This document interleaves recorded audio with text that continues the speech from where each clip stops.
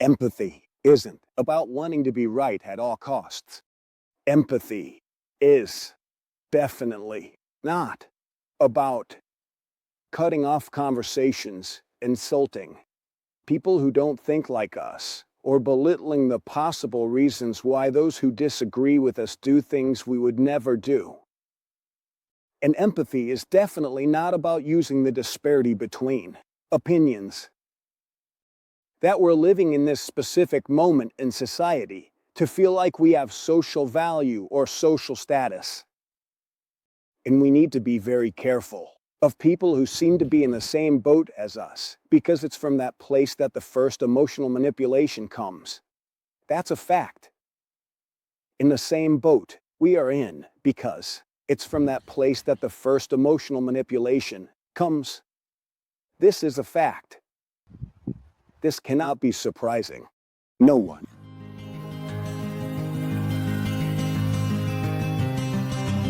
We must be careful with the word empathy, and we must also be very careful about whether we want to help, improve, progress, and evolve as a society, or if we are simply looking to be absolutely right. And the line is very thin. I'm probably going to lose followers with this video, and I'm likely going to disappoint a lot of people, but honestly, I don't care at all. When Jordy asked to talk to me, and when he requested to spread the word to educate and raise awareness, I asked him what he really wanted, what he was looking for, and he emphasized that what he wanted was to educate and raise awareness to try to prevent dissemination. To be able to educate and raise awareness, I asked him what he really wanted, what he was looking for, and he emphasized that what he wanted was to educate, to raise awareness, to try to prevent. Then we had a conversation that we published in which we both completely agreed that the central theme of everything that has happened with him and Alpha, the central theme of being able to use such a tragic and macabre story like his, unfortunately, wasn't a conversation against hunting. And let me explain myself. For those who don't know us, we're a shelter located between hunting grounds. Like everything in Spain is actually situated between hunting grounds, because there aren't any natural areas in Spain, there's just no space. Natural, from our own geography and topography in Spain, where people with or without dogs can enjoy without having to enter a hunting ground. So, we rescue on average between 50 and 100 pedincos and greyhounds and all kinds of hunting dogs a year because we are submerged.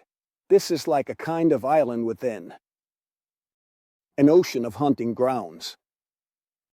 So we experience the abandonment, we experience everything related to hunting. We are against hunting, and those of you who are outraged, angry, frustrated by hunting, abandonment, mistreatment from the current hunting laws in Spain, we live it all the time. And we decided earlier not to play the victim card, to easily gain emotional leverage with those outraged and against hunting. With everything stemming from the current hunting laws in Spain, we experience it firsthand all the time, and we decided a long time ago not to play the victim card, which would be really easy to use to gain emotional leverage among the part of the population that is completely outraged and that is completely against hunting. And this has to be something we can reconcile, and it has to be something we can say, and it has to be something we can talk about in a conversation without throwing stones at each other. Because if we don't have that ability, and is completely against hunting, and this has to be possible to reconcile, and it has to be possible to say, and it has to be possible to talk about in a conversation without throwing stones at each other. Because if we don't have that capacity, it's not going to go too well for us. When I say we need to be careful with the word empathy, it's because apparently, lately, in the society we're in, we're, let's say, sweeping things under the rug with certain terms, just to fit them to our emotional state and our feelings. Empathy isn't about wanting to be right with what you want to be right about, and only that. Let's say, sweeping home with certain terms, simply to accommodate them to our emotional state and our feelings. Empathy isn't about wanting to be right just for the sake of being right. Empathy is about understanding and having the ability to put yourself in someone else's shoes to grasp their actions. That doesn't mean we share them. That doesn't mean that we support them.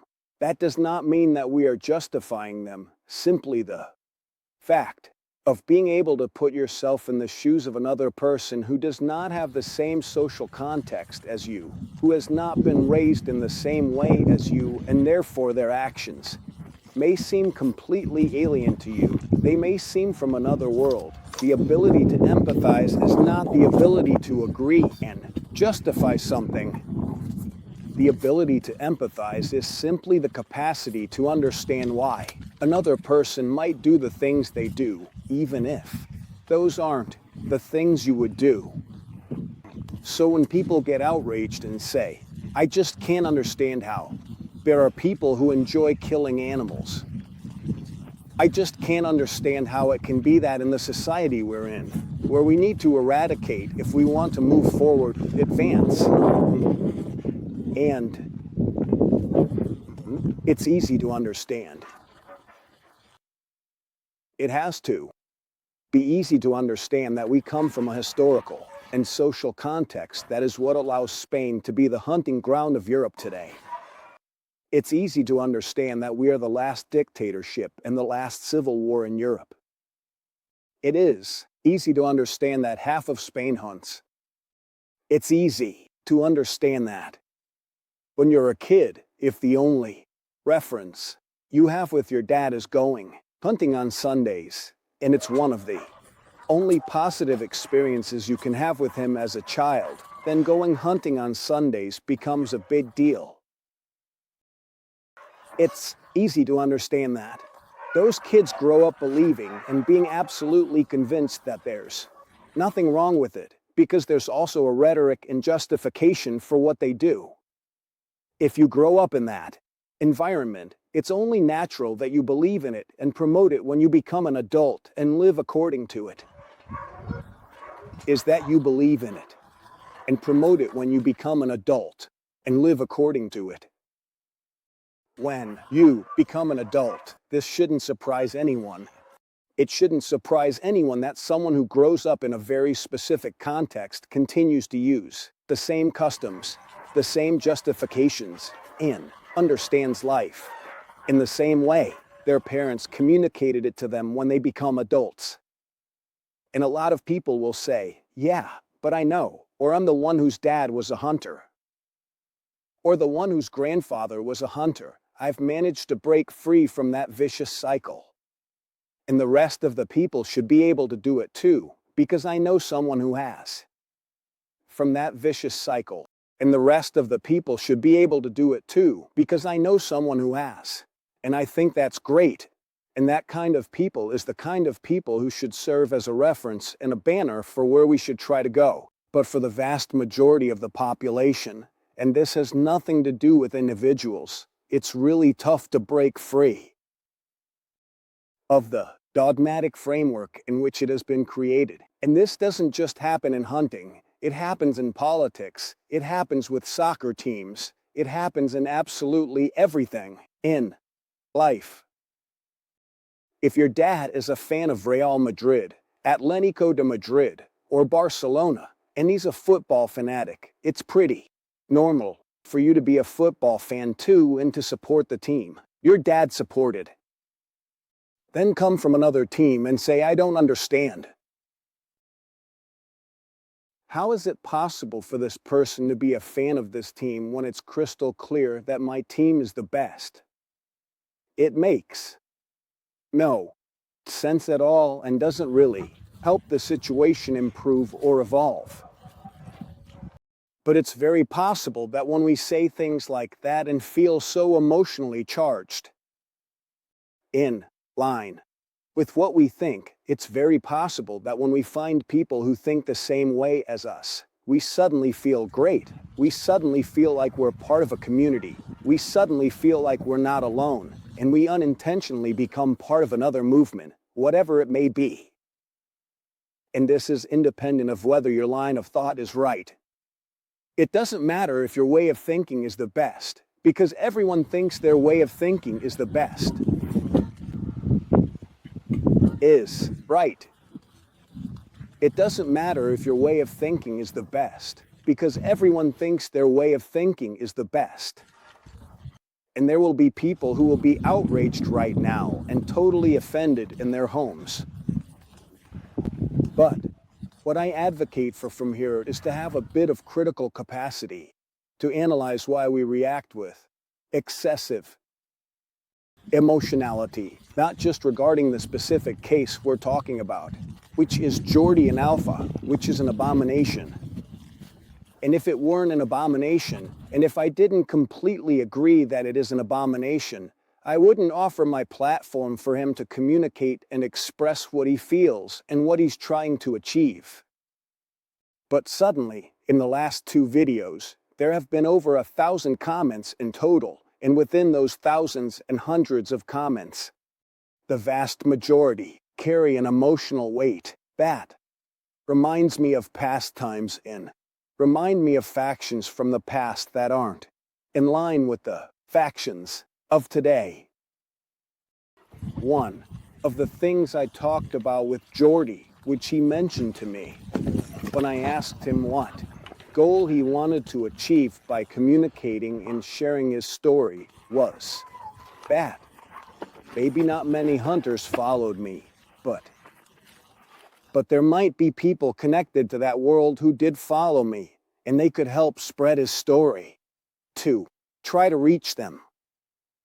And my first thought, my first feeling was, we need to do a much bigger and more important job, not with the hunting world, but with the people who are against hunting, with all the people who are animal rights activists, with all the people who rescue animals, with all the people who adopt, with all the volunteers, and with everyone who, in principle, feels like they're in the same boat as us. The work is with them, it's with you all, not with the hunters.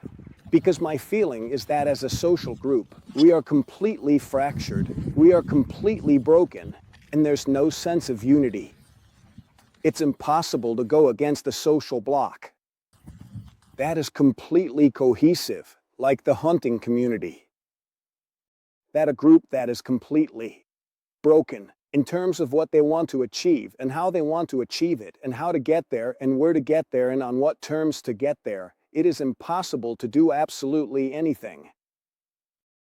So, if we don't manage our emotional content, how we react, how we express ourselves, it's impossible to get anywhere. And what I want you to understand is that education is the only way to get to where we all want to go. Education is the only way that will allow us to achieve a better future, evolve, and mature as a society. But it's not just about the education we want to impose on people against their will. It also has to do with education when it comes to expressing ourselves and communicating what we feel and what we think. This line is very thin. Do we want to help? Do we want to improve? Or do we just want to be right? What I'm trying to appeal to at this video today is education and the ability to gather information individually to avoid that no one manipulates us. Be careful, manipulation can come from those close. People may manipulate you. Stay cautious. There are going to be a lot of people in your own boat who will try to manipulate you simply because they know exactly how you're going to react in certain situations, like what just happened with Alpha. A lot of times, we need to be way more careful with the people who are on our side and who apparently want the same things we do, as well as with those who are on the opposite side. Because it is very easy to see what those on the other side want at a given moment and what they are trying to achieve. And sometimes it's not so easy to try to realize and recognize what people within our own camp are apparently trying to achieve. And I'm really sorry about that. But within the animal rights movement, within the vegan community, within the animal rights organizations, and within the shelters and associations, not all of our goals are aligned. And there are a lot of people who, whether consciously or unconsciously, are trying to take advantage of the situation. And as individuals, we need to have the capacity and enough information to first realize what's happening in our own house before we try to get into anyone else's. And as individuals, we must have the capacity and sufficient information. Like, we need to first realize what's happening in our own house before we try to get into anyone else's. And this also needs to be easy to understand. The animal rights world, the world of dogs, the rescue world, is a space where there's a lot of credit and a lot of social value.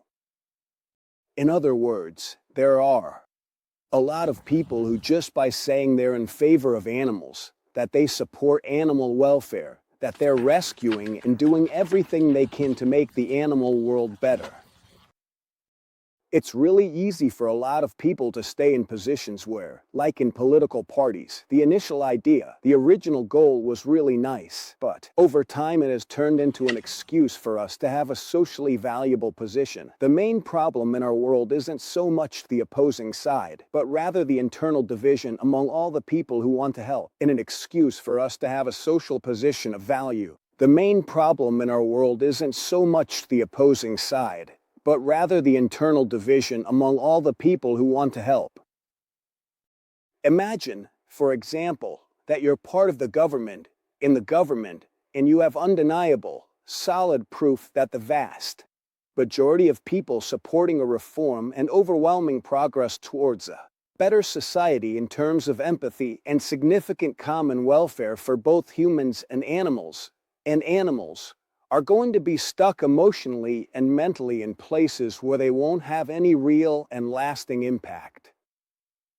Well, it might be easy to decide to let them flounder in that specific spot and truly. And I'm going to be very specific. I'm sure you all remember how in the final phase of the animal welfare law that was passed last year, it wasn't revealed until the last moment that hunting dogs were going to be excluded from the welfare law. In fact, what the government did was ensure that hunting dogs would be included in the law, and just 1 month before the law had to be approved, it was made public that hunting animals, hunting dogs, would not be part of the animal welfare law. And that's when we, as a society, threw emotional tantrums because it wasn't right, because it was unfair, and because how could we even think of that? And from outside, the feeling is, these people are not organized, these people are not unified, these people do not know what they want as a group.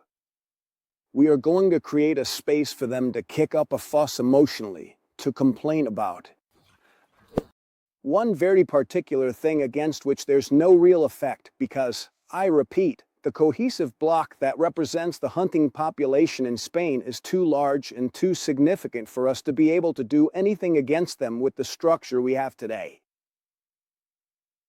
It's too big and too significant for us to be able to do anything against them with the structure we have today. But it's easier to let us throw emotional tantrums there than to have to face a part of the population that knows what it wants, that has measures and proposals to suddenly improve. And what it turns into is a damn band-aid, that placebo effect. Because it is very complicated. It is very complicated to get out of the point where we are in a way that is coherent with structural reforms in which the government takes charge and accepts responsibility for absolutely everything, because there's nothing here. Thank you. What we can do as volunteers and as associations to change the dynamics of our country. There's nothing that we, as individual guerrillas, are going to achieve if there isn't an acceptance of responsibility from the government and if the government isn't 100% involved. And since that's really hard to achieve, what they do is let us have those emotional tantrums at certain moments so we don't have to face to a cohesive block with proposals, measures, and direct responsibilities toward the government. It has to be easy to understand that from those kinds of circles, they realize there's no desire to move forward. What there is a desire to be right, a desire to feel morally superior. But without presenting any kind of initiatives, without proposing any kind of reform, without presenting any types of measures to be able to evolve. And against this, the only thing that can really have an effect, the only thing that is really possible, the only thing that can be done is to educate. But education doesn't start with the person who thinks completely differently than you. Education starts with you. In order for you to have all the available information and be able to make informed decisions, it first has to be with a group of people who, in principle, represent you and with whom you feel identified. Education is the only way, and education is the only solution. What's happening is that we find ourselves in a socio-cultural moment where education is an individual responsibility because no one is going to educate us and no one is going to inform us enough for us to take responsibility for our actions and for us to have critical thinking that can help our society improve. It's easier to leave education as an individual responsibility so that things don't move forward. We need to be able to realize what's really going on. We need to know the game we're playing if we want to have any kind of hope of winning it.